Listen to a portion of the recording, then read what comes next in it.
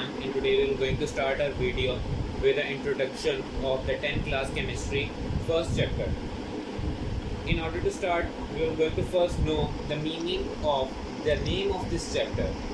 जब भी हम कोई चीज़ शुरू करते हैं सबसे पहले हमें उस चैप्टर के टॉपिक का मीनिंग पता होना चाहिए।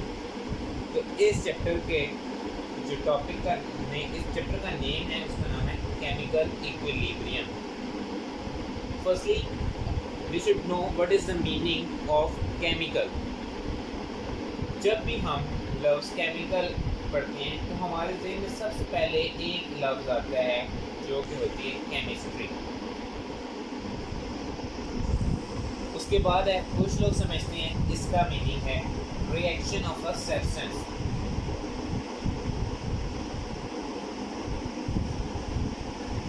रिएक्शन ऑफ सब्सटेंस, ये हो गया केमिकल का मीनिंग। अब इक्विलिब्रियम का अगर हम मीनिंग जाएंगे बायोलॉजिकल साइंस में तो उसका मीनिंग डिफरेंट होगा।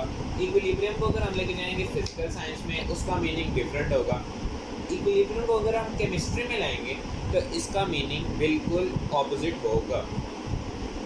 इसमें इक्विलिब्रियम का मतलब होता है at equal rate, at equal rate. किस चीज़ का रेट वो आगे जाके हम पढ़ेंगे, मगर अभी मैं आपको बता दूँ केमिकल इक्विलिब्रियम क्या है। इस केमिकल के सेंस हमारे केमिस्ट्री या रिएक्शन ऑफ अ सब्सटेंस, और इक्विलिब्रियम के लफ्ज़ जब हम सुनते हैं तो इसका मतलब है एट इक्वल रेट। कौन से रेट इक्वल हैं वो आगे जाके हम पढ़ेंगे। अब हम अपना स्टार्ट लेते हैं इसके पहले टॉपिक से। पहले टॉपिक में सबसे पहली डेफिनेशन जो आप लोगों ने अपनी बुक्स में आपके लिखी हुई है, सबसे पहली डेफिनेशन है, आप लोग ये बेशक नोट करते जाया करें साथ साथ, कंप्लीट रिएक्शन। जब हम लफ्ज़ कंप्लीट सुनते हैं, कंप्लीट हमारे जहन में आता है कि मुकम्मल, कोई चीज़ ऐसा रिएक्शन जो बिल्कुल मुकम्मल हो। मगर हम अगर केमिस्ट्री के सेंस में आए तो इसका मतलब होता है, अब सबसे पहले आप लोगों को पता होना चाहिए कि जैसे ये ए सब्सटेंस है, ये बी के साथ रिएक्ट करेगा, so it will be going to form COD। COD कोई भी आइटम हो सकते हैं। आप वाटर को NaCl से रिएक्ट करें तो NaOH और HCl जो भी प्रोड्यूस होता है वो हम ले सकते हैं। मगर जो दो चीज़ें रिएक्ट कर रही होती हैं आपस में, जैसे कि A और B, ये दोनों रिएक्ट कर रही हैं आपस में, तो क्या फॉर्म कर रही हैं C और D। So this A and B is reactant. तो जो चीज़ें आपस में रिएक्ट करके दूसरी चीज़ फॉर्म कर रही होती हैं, जो चीज़ आपस में रिएक्ट करती है उसे क्या कहते हैं, रिएक्टेंट। और जो चीज़ें फॉर्म होती हैं उसे क्या कहते हैं, प्रोडक्ट। उसे कहते हैं प्रोडक्ट। अब आप लोगों को ये पता चल गया कि रिएक्टेंट क्या होते हैं और प्रोडक्ट क्या होते हैं। अब हम आते हैं कंप्लीट रिएक्शन की डेफिनेशन में। A reaction, a complete reaction is one in which all the reactant, जिसमें सारे रिएक्टेंट किसमें कन्वर्ट हो जाते हैं, प्रोडक्ट में। A complete reaction is one in which all the reactant converted into product is called complete reaction। अब इसकी हम एक एग्जांपल ले लें। अब हम एक एग्जांपल देख लेते हैं कि कंप्लीट रिएक्शन होता है। एक सपोज करें कि NaCl और वाटर का रिएक्शन हो रहा है। इसमें आप लोगों को ये पता होना चाहिए कि NaCl और वाटर ये दोनों रिएक्टेंट हैं। अब ये किस चीज़ में कन्वर्ट होंगे, जिस चीज़ में कन्वर्ट होंगे उसे हम कहते हैं product. One thing you should know, the reactant, the two reactant both combine together to form product. अब हम इसमें देखते हैं प्रोडक्ट क्या हैं, ये आपस में मिलकर बनाते हैं सोडियम हाइड्रोक्साइड और HCl। In this reaction NaCl and H2O both are reactant. They both react together to form a product that is sodium hydroxide and HCl। अब हमें इसमें ये तो पता चल गया कि ये रिएक्टेंट हैं और ये प्रोडक्ट हैं। अब हमें ये इसकी कंप्लीट रिएक्शन की ये बात समझ आ गई। अब हम आगे चलते हैं कंप्लीट रिएक्शन से। होप सो आप लोगों को ये सारे कंप्लीट रिएक्शन की कंप्लीट डेफिनेशन प्लस उसकी एग्जांपल आप NaCl लिख सकते हैं और उसमें आप ये बता सकते हैं कि ये रिएक्टेंट हैं, ये कम्प्लीटली प्रोडक्ट में चेंज हो गए हैं, इसलिए इसे कंप्लीट रिएक्शन कहते हैं। अब नेक्स्ट थिंग जो इस चैप्टर में बहुत ज़्यादा यूज़ होगी और आप लोगों ने भी बहुत ज़्यादा पढ़ी हुई है, 6th क्लास 4th क्लास में ये हम आके पढ़ना स्टार्ट कर देते हैं, that is reversible reaction. Reversible reaction. अब हमें इसको स्टार्ट करने से पहले हमें इसका मीनिंग पता होना चाहिए। Reversible, that can be reverse, that can be reverse. जैसे कि हम कहते हैं ना, एक इसकी भी दो टाइप होती हैं, एक होते हैं इर्रिवर्सिबल रिएक्शन और एक होते हैं रिवर्सिबल रिएक्शन। ऐसे रिएक्शन जिसमें reactant combine together to form a product and product again react together to form again the reactant, the same reactant. These are called the reversible reaction. And the irreversible reaction, they are mostly you can say when we burn the pages, जब हम pages को जलाते हैं तो वो अपनी असल form में वापस नहीं आ सकते। क्यों? क्योंकि उनके अंदर इर्रिवर्सिबल रिएक्शन हुआ है जो कि अपनी ओरिजिनल फॉर्म में मैटर को वापस नहीं ला सकता।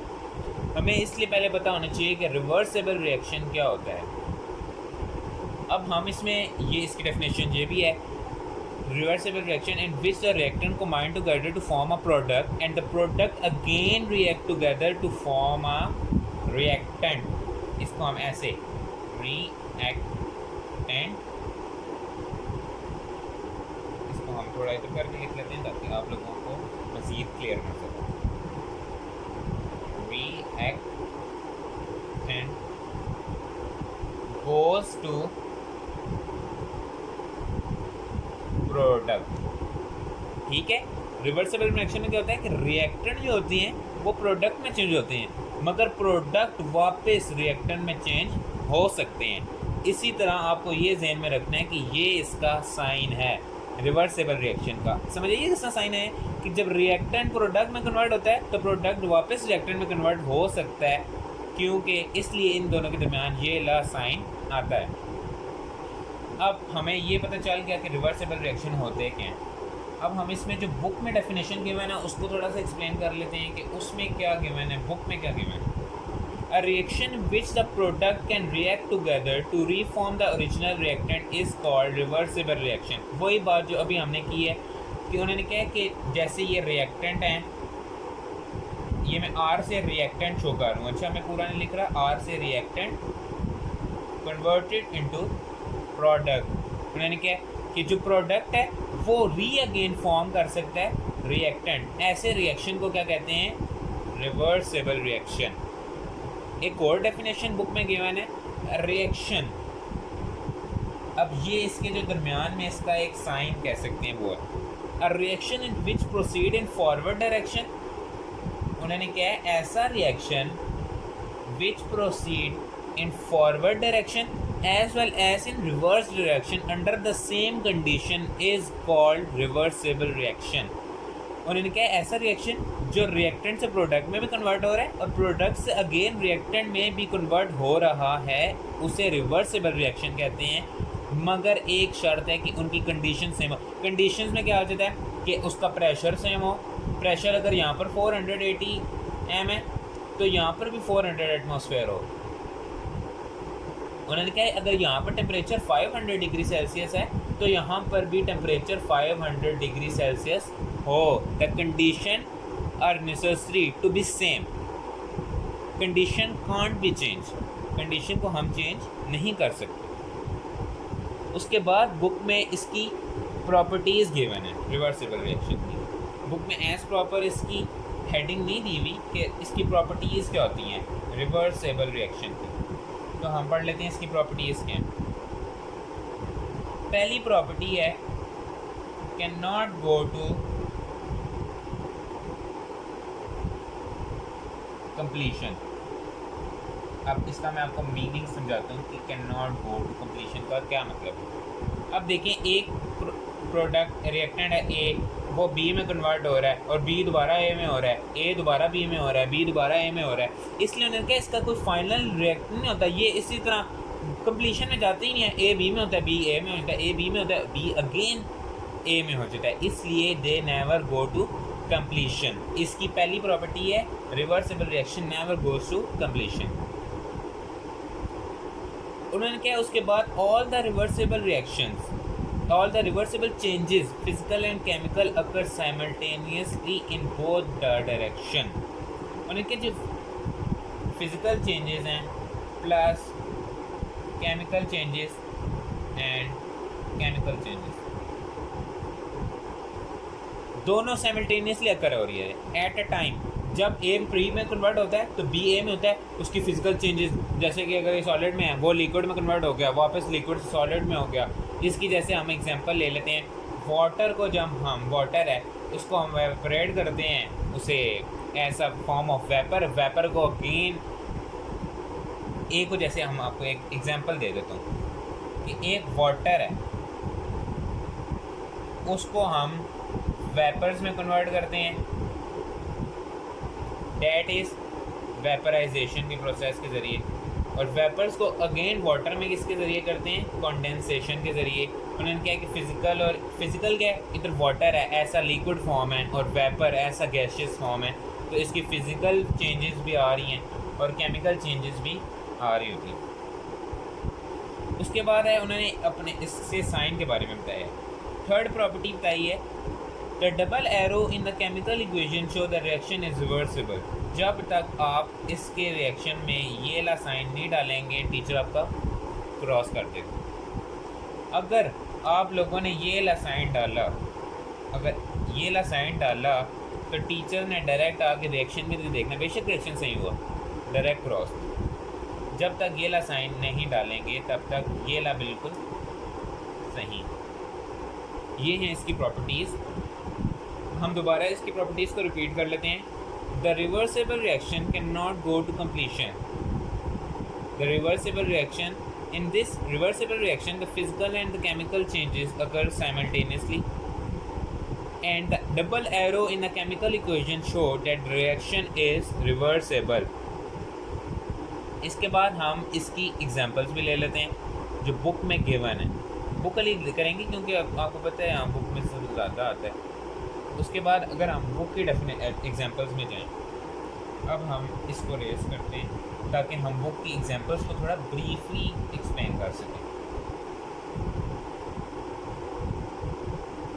बुक की example number 1 that is SO2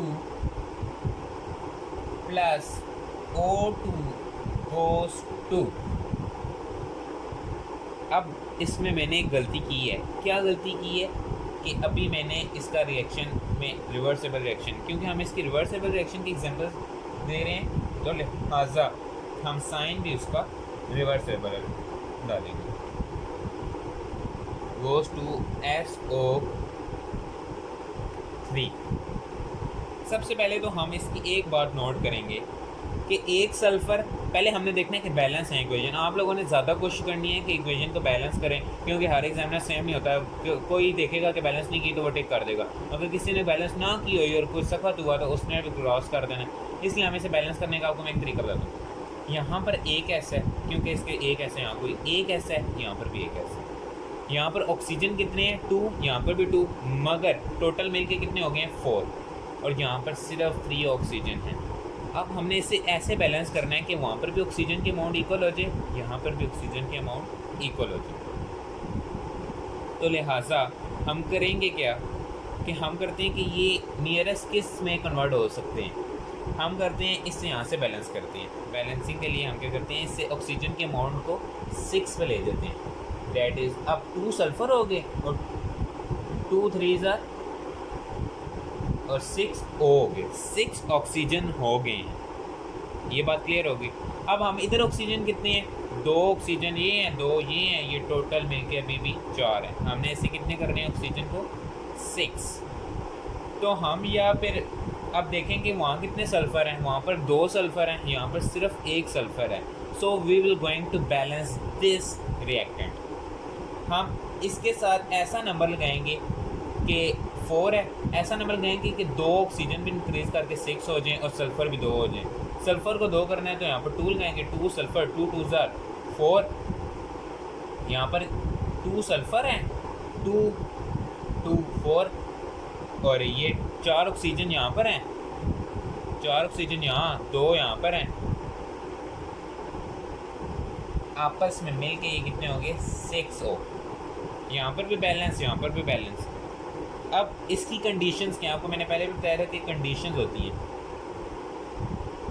अब इसकी जो पहले वाली की कंडीशन है, इसमें है एक केमिकल, जैसे कहते हैं ना, इसको कन्वर्ट करने के लिए इसमें कोई केमिकल चाहिए होता है। इसके लिए इन्होंने केमिकल यूज़ किया है वनेडियम पेंटाऑक्साइड। पेंटा किसे कहते हैं, 5।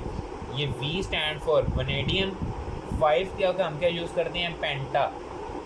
5 का मीनिंग होता है पेंटा ऑक्साइड, ऑक्सीजन के लिए वनेडियम पेंटाऑक्साइड। इसका temperature 450 degree Celsius 450 degree Celsius होना चाहिए और इसका प्रेशर 200 एटमॉस्फेयर होना चाहिए। These are condition. कंडीशन नहीं लिखेंगे तो तब भी नंबर कटेंगे। इसकी कंडीशंस क्या हैं, vanadium pentoxide, the presence of vanadium pentoxide, the temperature must be 450 degree Celsius and the pressure must be 200 ATM। इसकी भी हमने देख ली।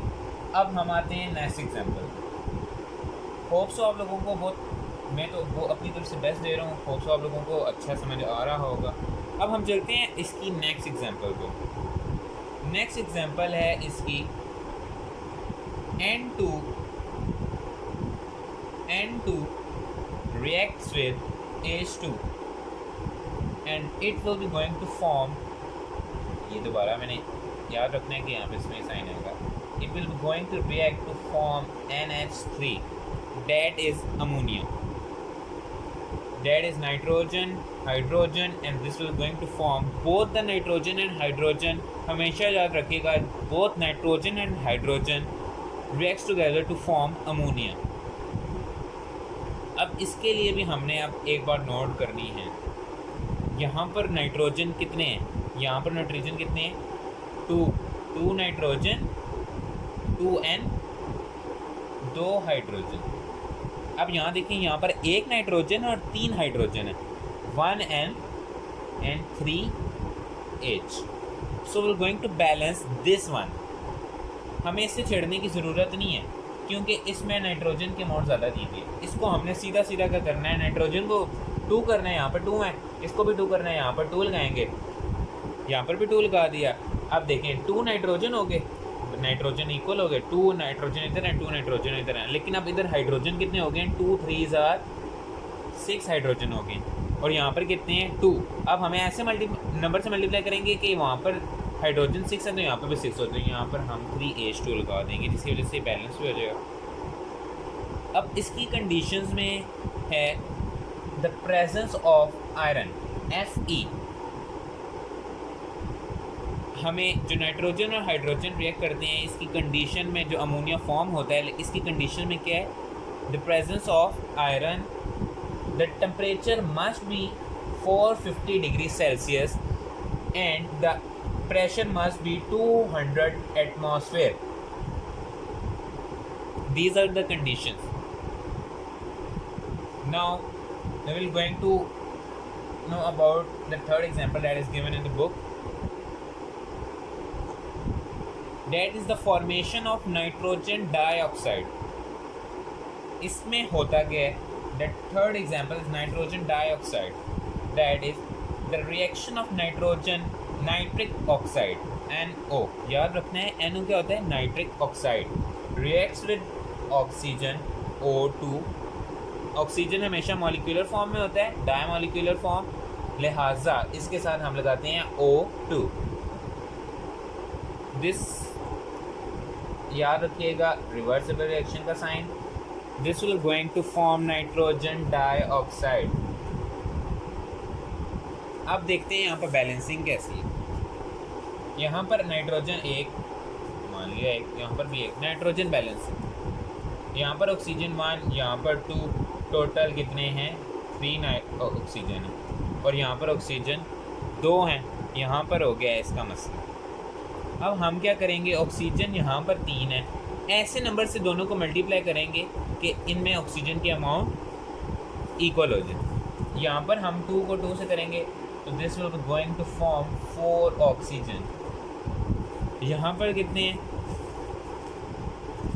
3। अब हमें यहाँ पर 3 है, यहाँ पर हम इसको यहाँ से 2 से बैलेंस करेंगे तो हमारे पास क्या आ जाएगा, the total number of these will going to balance.